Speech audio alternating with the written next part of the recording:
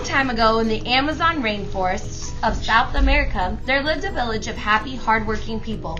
They built simple huts around a lake that gave them cool, fresh drinking water, and they picked tasty fruits and nuts from nearby trees. The villagers made a nice life for themselves and lived well for many years. But over time, they forgot their hard-working ways. Rotten fruit skins began to pile up, and nasty flies moved in. Rather than clean up the mess, the villagers moved to another spot along the lake.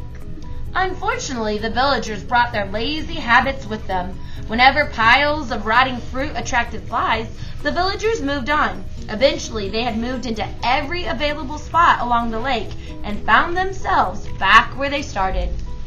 The villagers' leaders met to talk about the problem. Talking about problems was one of the few things the lazy villagers still did with any gusto. Something must be done about this mess. We're meeting. That's something. What we need is an idea. That's an idea itself. I have a better idea. I'll take a nap. I do my best thinking when I'm asleep. A nap is a wonderful idea. I will wake rested and ready to think about a solution. After all, we are people. Thinking is what separates people from monkeys. Maybe I'll dream up a solution. Maybe if I sleep long enough, the problem will be gone when I wake up. Everyone in the village slept through the night and half the next day. When they woke up, a strange old man greeted them.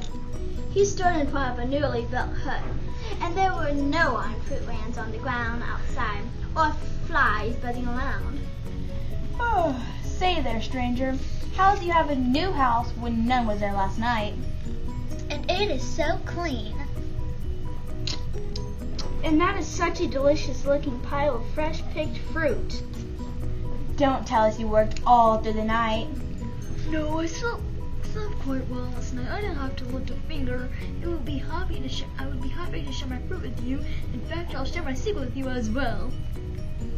The old man picked up a stick from the ground. He brought out a small knife and quickly carved a figure of a little person with a tail. Now watch, when I clap my hands, my stick figure will come to life. True to the old man's words, the little figure sprang to life and stood at attention. This little guy will do whatever you ask, but he can only do one job. If you need more figures, I will collect them. The old man whittled stick after stick. Dozens of little figures, each grinning like mischievous monkeys, stood ready for orders. The lazy villagers were very excited about having servants to do all their chores. Everyone except Lazyhead. She was worried about the old man might think that villagers needed his little people and start charging for their services. Thank you for your offer, old man. We're quite able to fend ourselves. However, we are generous people. If it make you feel better, we'll take a few of the little servants off your hands. Have as many as you like. It is my pleasure to give them to you for free. Well, then I might be able to use 5 or 6. I'll take 10. 20 for me. I'll take 30. Maybe a few more for me too. If your little people do all the cooking and cleaning, I will have time for thinking.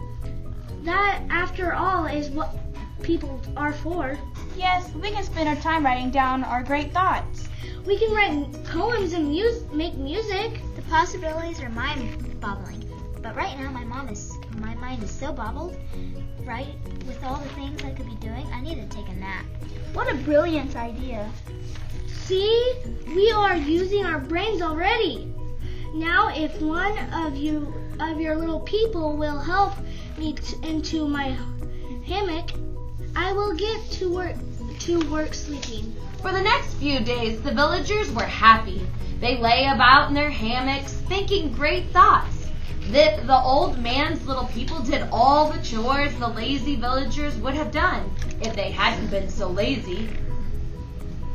Soon the lazy villagers ran out of servants. But there were so many chores to do. Old man, we do not want you to feel unwanted. To show our generosity, we will accept more of your little people.